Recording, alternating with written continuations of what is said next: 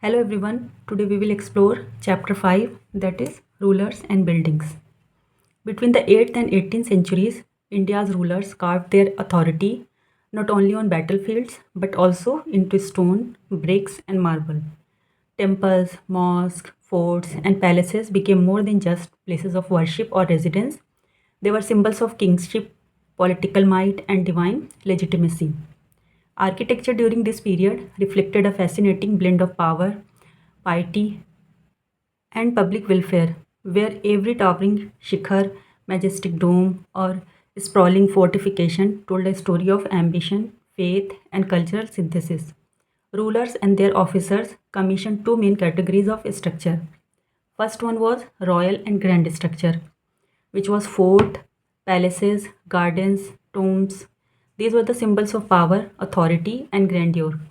Such buildings showcase the might of the rulers and their desire for immortality and legacy, both in life and after death. For example, Red Fort in Delhi and Humayun's tomb. Now, second is public utility structure. It included temples, mosques, tanks, wells, karmasarais, meaning inns, and bazaars. These constructions emphasized the king's duty to serve the people. They helped legitimize the rule by gaining public support and religious merit. For example, stepwells in Gujarat, mosque in Delhi, and karvasarais on trade routes. Now, what was the role of merchants and non-royal patrons? Now, wealthy merchants also contributed to the construction of religious and utilitarian structures like temples and wells. Their contributions underline the role of economic elites in religious and social life. Havelis or mansions of merchants, especially in Rajasthan and Gujarat, are significant but largely date from the 18th century onwards. Let's know about the engineering skills and construction engineering skills and the construction material of that time. Now, historical monuments help us understand engineering and construction techniques of the time. For example, a simple roof can be made using wooden beams or stone slabs, but large rooms with superstructure required advanced skill. Now, let's explore architectural styles over time. First one is Trabeate. Trabeate or corbelled style. The picture of this type of architecture is given here. Now, in this technique, a horizontal beam, meaning lintel, was placed across two vertical columns. As you can see in this picture, the weight of the structure, the weight of the structure rested on these supports. Now, what was the use? It was widely applied in making roofs, doors, windows, and simple enclosures. Now, it is mostly found in temples, mosques, tombs, and baulis. Baulis meaning stepwells. Now, what was the limitation of this type of architecture? Now, this style was size restricted. Since the entire load had to be carried by horizontal beams, it could not support very large halls or heavy superstructure. Now, superstructure meaning the structure above the ground, meaning floor, roof, everything comes under superstructure. Now, what is the significance, historical significance of corbelled or trabeate type of structure? It is common in early medieval structure architecture, for example, early Hindu temples and some Delhi Sultanate mosque. Now, it eventually gave way to the arcuate style, meaning true arc and dome, introduced by the Turks, which allowed for grandeur, taller, and more durable constructions. Now, let's see what was in the arcuate style of architecture. Now, in this style, this is a arcuate type of structure. In this style, the weight of the superstructure was carried by arches instead of just horizontal beams. Now, now what was the engineering advantage? It was stronger and more flexible than the uh, trabeate style, and it allowed architects to span larger spaces without massive pillar in between. It distributed weight more evenly, making the structures more durable and earthquake resistant. Now, what was the design impact? It enabled larger openings for doors and windows, meaning more lights and ventilation. As you can see in the pictures. Now it facilitated the rise of grand domes, lofty arches, and spacious halls. Now, what is this historical significance? It enabled it was introduced in India with Turkish and Delhi Sultanate architecture, meaning 12th century onwards. It was seen in structure like the Qutub Minar complex, Alai Darwaza, and later perfected in Mughal monuments like Humayun's tomb and Taj Mahal. Let's look at the materials used in these type of architectures. Mostly limestone cement was used. Limestone cement meaning lime mortar. So what is the process of making lime mortar? Limestone was heated to produce quicklime. This was then mixed with water and stone chips to form lime mortar. So how was it adopted? It became widely used in India from the 12th century onwards. It is closely associated with the arcuate style architecture, meaning the structure in which we can see arches, domes, and tall superstructures. Now, what is the key benefit of lime mortar? It is durable and crack resistant. It is stronger than earlier mud or simple stone joints. It is breathable, meaning it allowed moisture control, which in turn prevent dampness. Now it enabled taller and heavier construction such as arches, domes, and multi-story structure. And it is faster construction compared to older techniques. So what is the usage? It was extensively applied in mosques, tombs, stepwells, and temples. It is seen in monuments like the Qutub Minar complex, Alai Darwaza, Gol Gumbaz, and later Mughal masterpieces like Humayun's tomb, Taj Mahal, etc. So what is the significance? It is a major technological advancement in medieval Indian engineering. It allows the transition from small scale Trabeate building to grand Indo-Islamic domes and arches. Let's discuss the architecture brilliance of temple mentioned here. Now first one is Kandariya Mahadev Temple, which was built in 999 CE by Chandela dynasty. It was built under King Dhangadeva of the Chandela dynasty during the peak of their power. So what is its structure and layout? It features an ornamented gateway, a spacious Mahamandapa for congregational rituals, and the Garbhagriha, meaning sanctum sanctorum, housing the deity. It is designed in the Nagara style of North Indian temple architecture. So what are the artistic feature? Now it is famous for its elaborately carved sculptures depicting goddesses, celestial beings, and the scenes of everyday life. The Shikhara rises majestically, symbolizing Mount Meru, the cosmic axis in the Hindu cosmology. The profusion of ornamentation reflect the hallmark of mature Nagara style. Now what is the religious and social aspect? It restricted access to the sanctum. Only the royal family and the priests could enter, emphasizing the exclusive nature of sacred space. The Mahamandapa served as the semi-public space where devotees gathered. Now what is the significance? The Kandariya Mahadev temple stands as the finest and largest temple at Khajuraho, embodying both spiritual symbolism and political authority of the Chandela kings, where architecture became a medium of royal legitimacy. Now the next is Raja Rajeshwara temple. It was built by Raja Raja Chola around 985 to 1014 CE. Now Raja Raja Chola was the most powerful Chola ruler. Now it is dedicated to Lord Shiva Brihadeshwara. So what are the architectural features? It belongs to the Dravida style of temple architecture. It had the tallest shikhara, meaning Viman, of its time, around 66 meter. The Garbhagriha housed a massive Shivlinga. Entire structure is built in granite, which had to be transported from quarries several kilometers away. So the crowning stone, Kalash or Shikhar capstone, weighed about 90 tons. So no cranes existed then. Instead, architect designed a 4-kilometer long inclined ramp. The stone was pulled up using rollers and manpower. After placement, the ramp was dismantled. Now local memory of this feat survives. The nearby village is called Charupallam, meaning village of the incline. So what is the significance? It showcases the engineering genius and organizational capacity of the Cholas. It symbolizes imperial power and divine kingship. Now the temple acted as both a spiritual center and a political statement. Today, it is a UNESCO World Heritage Site. It is a part of Great Living Chola temples. Now, one question which is asked here is, what difference do you notice between the shikharas of the two temples?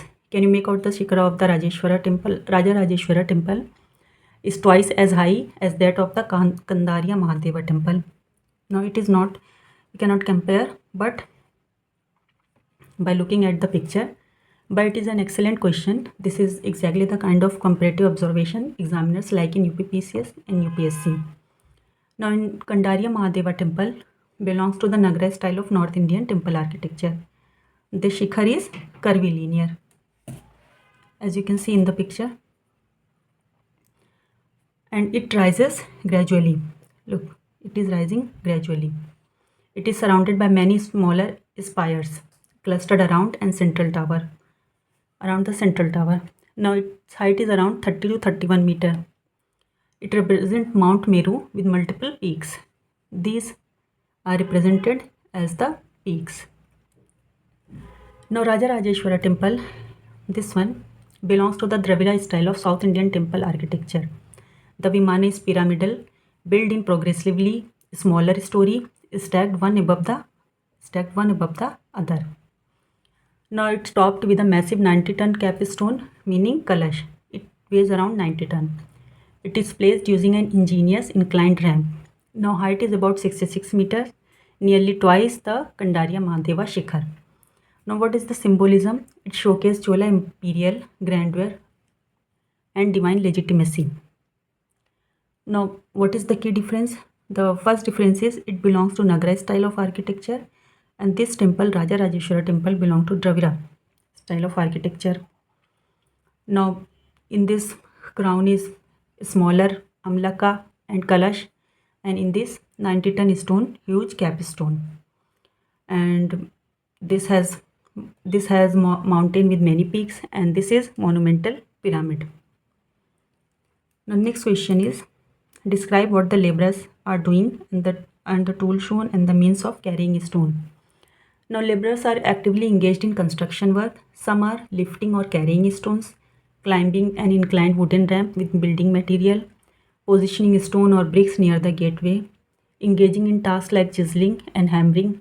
Some basic tools are visible here, like hammers, chisels, wooden rollers and planks, ropes and pulleys, possibly inferred, not clearly visible but implied by the activity. Now stones and materials are being transported, as you can see in the picture. Now using animals like horses or mules, possibly for hauling heavier loads. Now the picture provided in the book is not clearly visible. I suggest downloading the NCERT Class 7 textbook from the official website to view the image with better clarity and detail. Now the next topic is building temples, mosques and tanks. Now the temples and mosques were not just places of worship. They were symbol of royal power, wealth, religious devotion. For example, Raja Rajeshwara or Brihadeshwara temple, which is in Thanjavur, it was built by King Rajaraja Deva.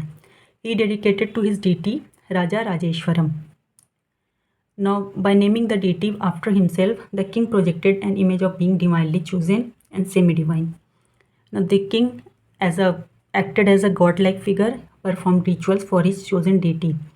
These rituals reinforce the idea of divine right of kingship, making political authority appear sacred. Now, temples were seen as a miniature world.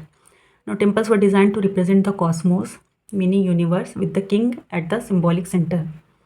Now, images of the gods of the king's allies, subordinate and vassals were also installed in the temple complex. Now, worshipping these deities together in one sacred space symbolized the king's authority over a united kingdom.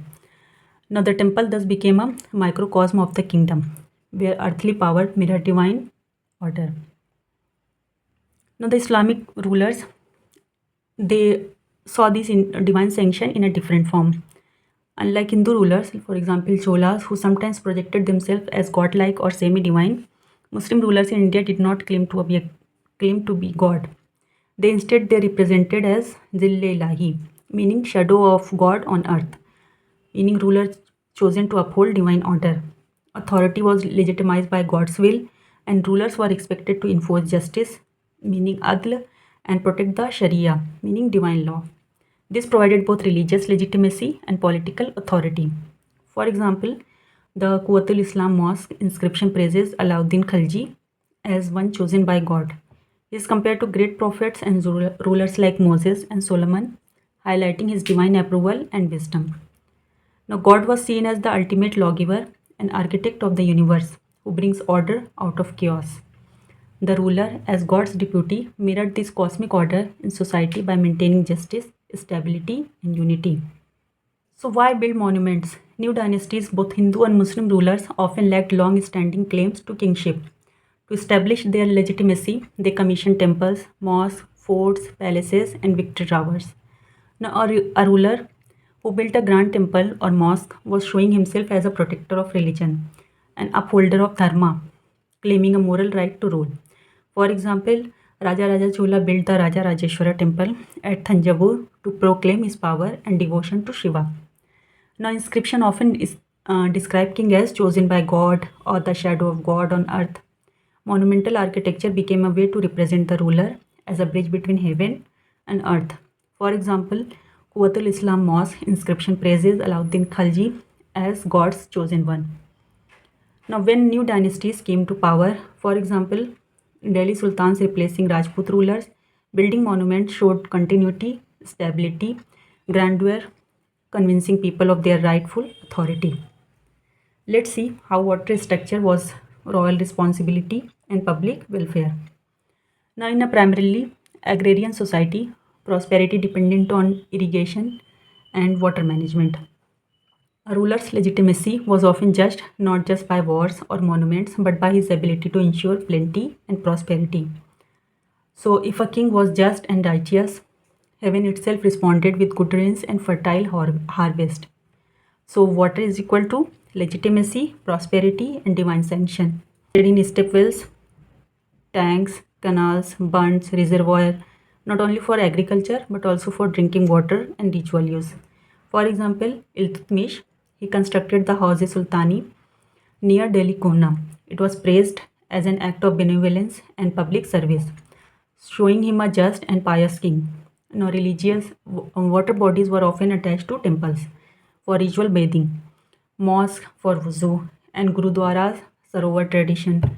This blended religious merit with public utility, further strengthening the ruler's image. Now, let us examine the reason between behind temple destruction in medieval India. Now, temples were seen as a symbol of royal power. In medieval India, temples were not just religious site but also symbol of king's wealth, authority, and devotion. Kings often invested heavily in temple construction to display their glory and legitimacy. Temple housed precious idols, gold, jewels, and artwork, making them rich targets. Temples Temples were also targeted during the wars. When rival kings or invader attacked kingdom, they would often destroy or loot temples to humiliate the defeated ruler, to demoralize the enemy population, to assert political and military superiority. Destroying a temple was a public display of conquest. Let's see some historical example.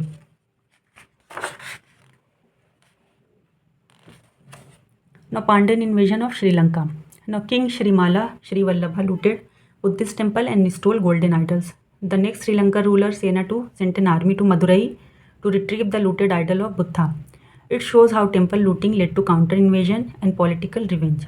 Now, Chola King Rajendra built a grand Shiva temple and filled it with idols taken from enemies, like sun pedestal from Chalukyas, Ganesha and Durga statues, Nandi from eastern Chalukyas, Kali from Palas of Bengal. He used temple artifacts as war trophies, symbolizing conquest. Now, Sultan Mahmud of Ghazni raided Indian temples like Somnath during the 11th century. His goal was to gain fame in the Islamic world, to accumulate wealth from temples, to portray himself as a champion of Islam, though he was not a major ruler in West Asia. Temples were also attacked in different contexts, like political rivalry, Pandyas versus Sri Lankans, Cholas versus Chalukyas, as a symbolic conquest, meaning using idols as war trophies, or it could be religious or economic motive, like Mahmud of Ghazni's temple rates. In medieval India, temple stood at the intersection of religion, politics, and economy. Their destruction and looting was a way to humiliate enemies, showcase dominance, and claim divine support. One interesting question which is given here: what ways do you think the policies of Rajendra I and Mahmud of Ghazni were a product of their time? How are the actions of two rulers different? Now, in a historical context, temples were political, economic, and cultural hubs in South India. Kingship legitimacy was tied to temple patronage. And in case of Mahmud of Ghazni, Central Asian states relied on plunder for wealth. In the Islamic world, destroying temples added religious prestige. Now Rajendra I captured idols and installed them in his grand Shiva temple, used them as symbol of conquest and supremacy. Now Mahmud of Ghazni raided and looted Indian temples, used wealth for state finances and Islamic fame. Now Rajendra I's purpose was to showcase political dominance over rival kings. He integrated looted idols as war trophies. For Mahmud of Ghazni, it was to gain immense wealth, fame in West Asia, and to present itself as a Ghazi, meaning champion of Islam. Now the next topic is gardens, tombs, and forts. Now Mughal emperors like Babur, Humayun, Akbar, Jahangir, and Shah Jahan made significant contribution to Indo-Islamic architecture. Their patronage of art, architecture, literature resulted in some of the grandest monuments of Indian history. For example, Taj Mahal, Fatehpur Sikri, Red Fort. Mughal building often combined Persian, Timurid, and Indian elements, creating a distinctive Indo-Islamic style. For one example can be Mughal garden. It was constructed in Chahar Bagh style. It was introduced by Babur, who was inspired by the Persian tradition. Now Chahar Bagh meaning four garden. It was divided into four equal parts by water channels or pathway. It represented the Islamic concept of paradise, meaning Jannat with rivers of water, milk, honey, and wine. Gardens were enclosed by walls and often had pavilion, fountains, and geometric layouts. Later rulers expanded this tradition. For example, like Jahangir, famous for his love of nature, commissioned gardens in Kashmir, like Shalimar Bagh, Nishat Bagh, and Shah Jahan created elaborate pleasure gardens in Delhi and Agra, like Mehtab Bagh near Taj Mahal. Mughal gardens were not just for leisure, but also symbols of power, culture, and paradise on earth. They reflect how the Mughals blended Persian aesthetic into Indian landscape traditions. Let's see tomb architecture from the Humayun to Shah Jahan. Humayun's tomb was the first example of Hasht Bihisht, meaning eight paradise. It is a Persian architectural concept. In this, a central large dome chamber surrounded by eight smaller rooms, all enclosed within a charbagh. And in this, Pishtag, meaning tall arch gateway, framed the main entrance, giving grandeur. This style was adopted in Mughal tombs, like in Humayun's tomb. It's the first major example in India, later is inspiring the Taj Mahal. Now the plan represented the Quranic idea of paradise, a resting place of eternal bliss for the departed. Now what was the architecture innovation under Akbar? Akbar blended Persian tradition, Timurid, and Indian tradition. Now what was the features? In Akbar's architecture innovation, red sandstone was primary material. Now Grand Gateway, like Grand Gateway Buland Darwaza at Fatehpur Sikri, he used the elaborate ornamentation with native elements like chhatris, jalis, and lotus motif.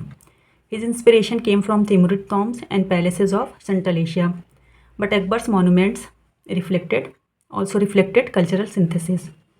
His architecture represented the policy of Sule-Kul, meaning blending of tradition to project legitimacy over a diverse empire. The Shah Jahan's time was the golden age of Mughal architecture. It focuses on refinement and harmony. So what was the feature? In this, white marble was used as a main material instead of red sandstone, and it has symmetry and balanced proportion. He used the pietra dura, meaning inlay of colored semi-precious stone into marbles like jasper, lapis lazuli, onyx, agate, carnelian, which created floral and naturalistic motifs. Now, notable works are Taj Mahal, Red Fort, Jama Masjid, Diwani Khas, Diwani Am. If you have ever been to those places, you might have seen Pietra pattern in these monuments. So, what is the symbolism of Shah Jahan's architecture? Now, he used throne as Qibla, meaning in the Diwani Khas, his throne was placed like a Qibla, symbolizing the emperor as the axis of justice and link between god and subject. Now, Pietra backdrop. Now, it is not visible here, but it was made at Pietra during his throne.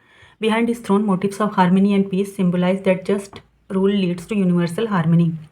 Shah Jahan shifted the Chahar layout. Instead of placing the building in the center, he placed it on the riverfront. For example, Taj Mahal in their mausoleum was high plinth near Yamuna, with the garden to the south. It symbolized eternity, stability, and connection to divine purity. Plus, imperial building on Yamuna banks emphasize power, prosperity, and access to sacred water. Fusion plus symbolism. Now, Akbar style was synthesis and red stone grandeur. In Shah Jahan's case, it was symmetry. He focused more on symmetry, white marble, Pietra and deep cosmic symbolism. Architecture was not just art but a political language to assert legitimacy, divine connection, and justice. Now, Shah Jahan used architecture to exercise control over nobility. Only favored nobles like his eldest son Dara Shikoh were allowed river access. Others had to build residences away from the river. This reflects how architecture was used as a tool of political control. As kingdom expanded, they interacted with neighboring culture. Now, rulers and architects borrowed and blended style from each other. So, what was the result? It created into unique architectural feature that were hybrid in style but regional in identity. Between the 8th and 18th century, India saw intense construction activity due to the rise of powerful empires and regional kingdoms. This led to fusion in architecture where regional tradition and imperial styles influenced each other. For example, Vijayanagar Elephant Stable. It is located in Hampi, Karnataka, and it has long rectangular structure with rows of domed chambers. Each chamber had arched opening resembling Islamic arches and domes. It housed royal elephants reflecting both utility and grandeur. So architectural style borrowed from the Deccan Sultanate from Bijapur and Golconda. The dome shows a blend of Islamic feature with the Hindu royal setting. So what is the significance? It is a symbol of cross-cultural exchange in medieval India. Demonstrate how a native kingdom like Vijayanagar absorbed Islamic architectural idea while maintaining its distinct identity. It highlights the political, cultural interaction between neighboring powers. Now next is Vrindavan Temple, which is near Mathura. It was built in 16th century by the Gaudiya Vaishnava patrons. It is inspired by Mughal palaces design, especially Fatehpur Sikri. So what is the significance? It reflects cross-cultural borrowing, meaning temples adopting features of imperial secular building to assert grandeur. Now Bengal's local tradition carved roofs, meaning in Bengal villages houses were made with curved thatched roofs. The curved allowed rainwater to flow off easily, suited to Bengal's heavy monsoon climate. So how it was adopted in temples? Local architect replicated this carved design in temples. It gave temple a distinctive regional character. So Mughal also adopted this during Akbar's reign. Mughal architect admired this unique style. They adopted it as a Bangla dome. It was applied in palaces, mosques, tombs, creating a blend of regional plus imperial style. It shows how local tradition influenced imperial architecture, demonstrate the Mughal policy of cultural inclusiveness, absorbing regional elements to gain legitimacy. It strengthened the Mughal claim as the rulers of a diverse and vast empire. Now, even after the decline of Mughal Empire, their style continued. Regional rulers like Rajput, Maratha, Nawabs adopted Mughal architectural elements. This was a way to borrow imperial prestige and legitimize their own rule. Now, for example, Nawab palaces in Awadh, Rajput forts with Mughal-inspired gardens, Sikh architecture blending Mughal domes and arches. Now, architecture in medieval India was not isolated. It was dynamic, adaptive, and politically symbolic. Regional kingdoms borrowed from empires, incorporated regional traditions. This created a shared cultural fabric across India that lasted even after Mughal decline. Next is churches that touch the sky. From the 12th century, church architecture in France underwent a major transformation. Builders began to construct taller, more graceful, and light-filled churches. This new style was called Gothic style. One famous example is Notre Dame Cathedral, France. It was built in 12th to 13th century. It is one of the most iconic example of Gothic architecture. It is known for stunning stained glass, flying buttresses, impressive height, and elegance. Now let's start with the exercise. Let's recall. First one is, how is the Trabeate principle of architecture different from the Arcuate? Now, as we have already discussed, but in the Trabeated principle, post and lintel system, meaning it uses a beam, as I have already told you, horizontal beams are placed on a vertical pillars. In Arcuate principle, arch system, it is arc-based system. In these arches, walls, and domes used in construction. Now, in Trabeated type of structure, roof ceiling is flat, but in Arcuate, roof is curved. Now, what is the technique used in Trabeated principle? It relies on horizontal strength of the stone or wood beams. In Arcuate, it relies on weight distribution through the arches. So, what is the visual effect in Trabeated principle? It is a solid, massive look with straight lines, and in Arcuate, it is an elegant, lofty, spacious look with curves. Now, next one is, what is Shikhara? In North India, temple architecture, Shikhar literally means mountain peak. It is a tall, curving spire or tower built over the Garbhagriha, meaning sanctum sanctorum of a temple. It symbolizes Mount Meru, the cosmic mountain, showing the temple as a link between heaven and earth. So, what are the features? It is usually curvilinear or pyramidal in shape. It is visible from a distance, marking the sacred space. For example, Nagara style temple like Lingaraja temple and Kandaria Mahadev temple, Khajuraho. Next is, what is Pietra dura? Pietra dura meaning, it is an Italian term meaning hard stone. So it is a decorative art technique of inlaying semi-precious colored stones like jasper, onyx, lapis lazuli, agate, carnelian into marble or stone surface. The stones are cut, shaped, or polished to fit precisely into carved patterns. Design usually include flowers, vines, birds, and geometric motifs. It was perfected during Shah Jahan's reign in Mughal architecture. So examples are Taj Mahal, and you can see in Diwan-e-Khas, Red Fort, Delhi. So what next is, what are the elements of Mughal Char Bagh Garden? The Char Bagh Garden, meaning four gardens, was a hallmark of Mughal landscape design. It was introduced by Babur. Its key elements are quadrilateral layout, meaning garden is divided into four equal parts by walkways and water channels. So water channels meaning Nehar, it is a symbol of life and paradise, often with flowing water, fountains and pools. Now a main structure placed at the intersection of four parts. Gardens were usually walled for privacy and control. Now trees, flowering plants and fruit orchards arranged in geometric patterns. Now it represented the Quranic idea of paradise with four rivers: water, milk, wine, honey. Now some examples are Humayun's Tomb Garden, Shalimar Bagh, which is in Kashmir, Taj Mahal Gardens, Agra. Next is, how did temple communicate the importance of a king? Now temples were dedicated to deities, but kings often portrayed themselves as a chosen representative of God. Building a temple showed the king's closeness to the divine. Grand temples with elaborated sculptures and architecture reflected the resources, prosperity, and authority of the rulers. Temples were not only religious sites but also economical and cultural hubs because they employed priests, artisans, dancers, and musicians. Now, patronage of temple displayed the king as a protector of dharma and culture. Commissioning temples, kings sought to gain public approval and assert their moral right to rule, especially after conquest. For example, Raja Chola I built the Brihdeshwara temple at Tanjavur, which showcased his military victories and divine sanction. Vijayanagar rulers built massive temple at Hampi, reflecting imperial grandeur. Shah Jahan's Diwan-e-Khas in Delhi stated, "If there is a paradise on earth, it is here, it is here, it is here." How was this image created? Now, Diwan-e-Khas in the Red Fort was built with white marble, inlaid with precious stone and Pietra dura work, evoking luxury and refinement.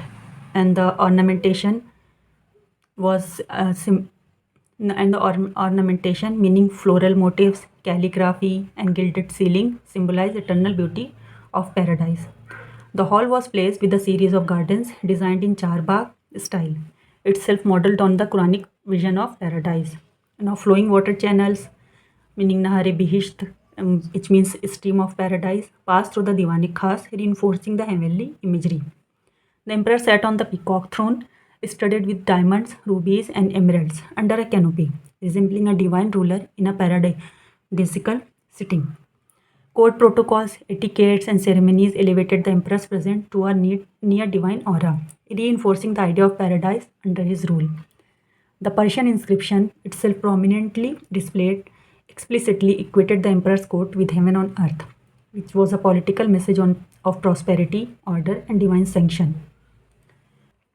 Now, the next is, how did the Mughal court suggest that everyone, the rich and poor, the powerful and the weak, received justice equally from the emperor?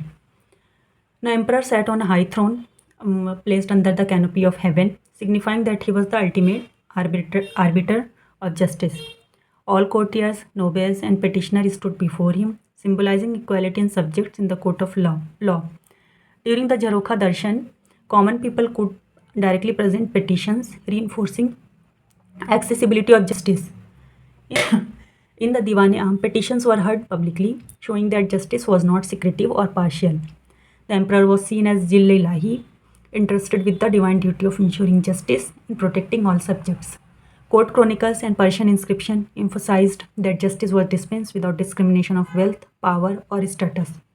Even the most powerful nobles were required to perform rituals of submission, sajda, paibas, before the emperor, symbolizing that all were equal before his authority. Artistic depiction often portrayed the emperor listening patiently to both humble petitioner and elite nobles alike. Now, the next question is, what role did the Yamuna play in the layout of the new Mughal city as Shahjahanabad? The Yamuna River was central to the planning of Shahjahanabad, which was founded in 1648 by Shah Jahan. The city, including the Red Fort and Jama Masjid, was laid out along the riverfront. The fort itself was built on the riverbank with its private palaces facing the Yamuna. The river supplied fresh water for the city's need and for the network of canals that flowed through the palaces and gardens. It sustained the Charbagh garden and fountains, creating the image of paradise on earth.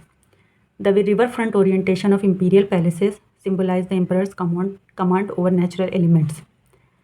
The Yamuna added to the aesthetic beauty of Shahjahanabad with reflection of palaces in its water projecting splendor.